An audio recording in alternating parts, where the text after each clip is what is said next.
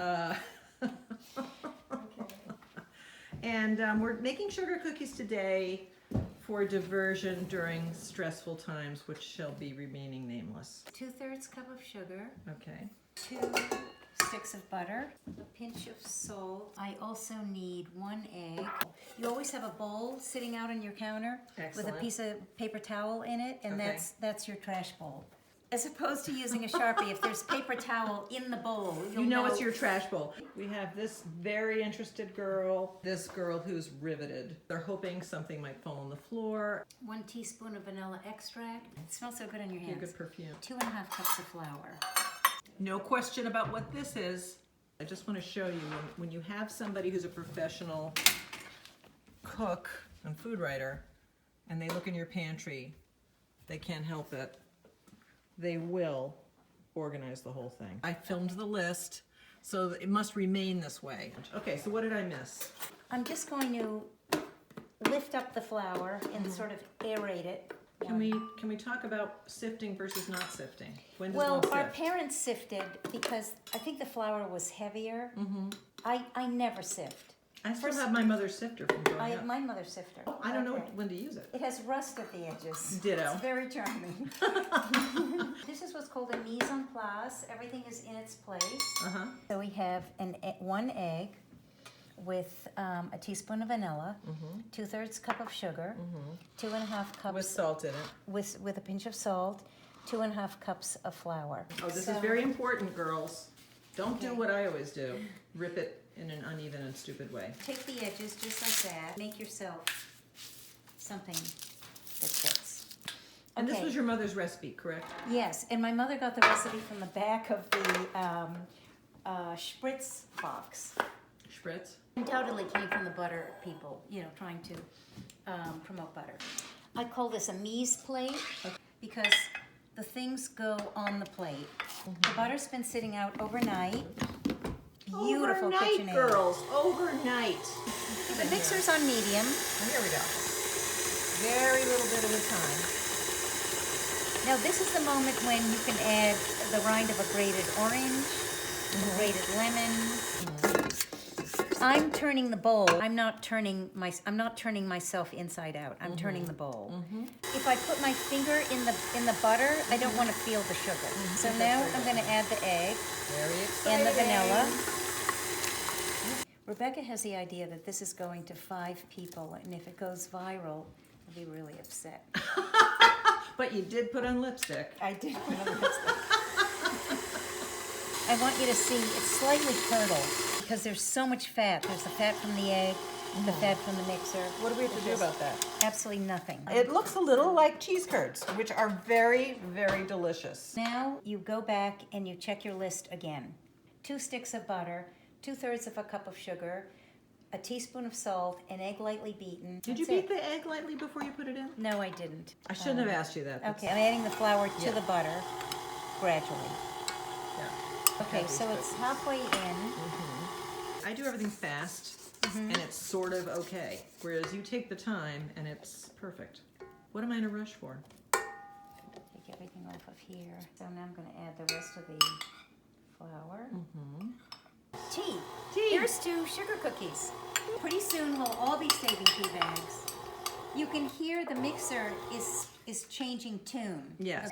The dough is coming together. It's all just glomming onto the whisk attachment. It's so much fun to introduce Rebecca to all of her kitchen implements anew. Okay. I want you to see at the bottom of the bowl, there are lots of dry bits. Get those dry bits mixed in. Right. You can smell the vanilla in here. It smells delicious. The butter has its own scent when the sugar goes in. First thing, rings go off into a dish. Always into a dish, never on the counter. You can wash your rings away with the dirty dishes. Or you could even eat your ring if you fell in the den. Yes, which wouldn't be exactly like the Epiphany King cake. Right. She put the dough in the fridge. Covered it with plastic. Saran. Okay. In the bowl because I wanted to just chill it for a minute. Now I'm going to cover this with sugar.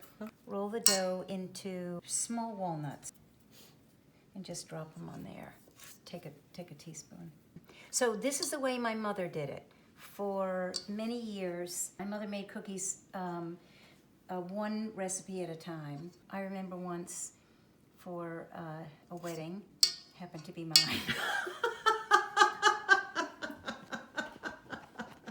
I like that. It was a wedding. Go on. She needed to make 150 crescent cookies. Is this the same dough for a crescent cookie? No, crescent cookie has almonds in it. For many years, what I did was I rolled this dough out between parchment paper sheets, and then I cut it up and I made rectangles. It's much more fun to do this. So now I'm going to just roll them in the sugar. Just take the sugar on the plate and roll them all over. I'm making very even rows. They're practicing social distancing. Well, They're very orderly, and I would expect nothing different from you. now I'm going to take the bottom of something that is extremely flat, and I'm going to dip it in sugar and then flatten the cookie. One of the reasons why you make these rows so even is that you can count them easily. I have a question, not related to cookies. When I make sheet pan dinners, sometimes I use foil on the pan because I don't like to clean pans. I never use foil. You don't get all the juices on the pan. You want everything to caramelize on the baking sheet. So the juices aren't as good. After you take the food off of the baking sheet, you immediately put a cup of water on. This is very bonne femme.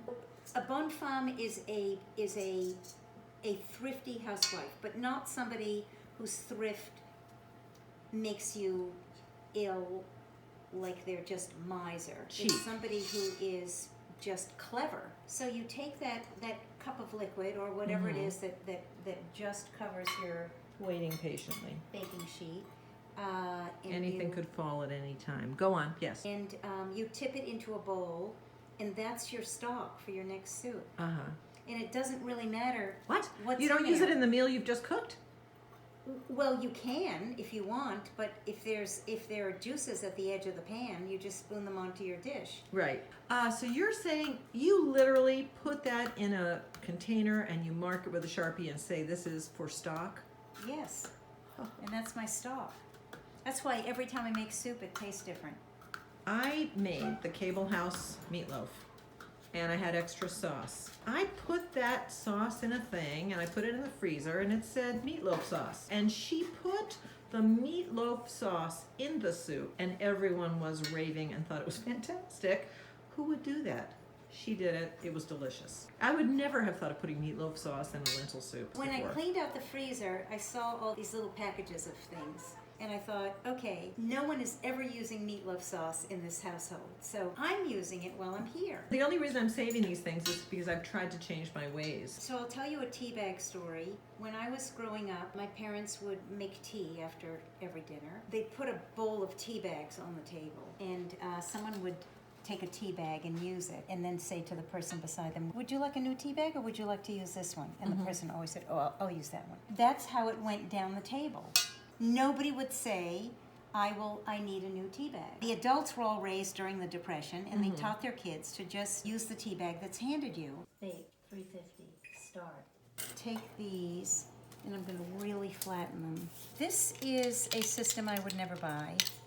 The entire thing has to be washed. So what I like to do is... Okay.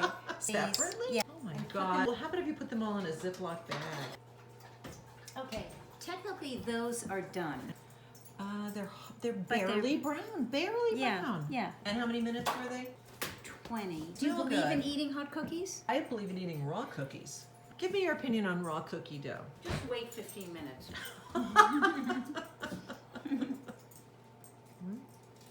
Very good. The oven is at temperature? Uh-huh. Okay. The baking sheet that just went in had 12.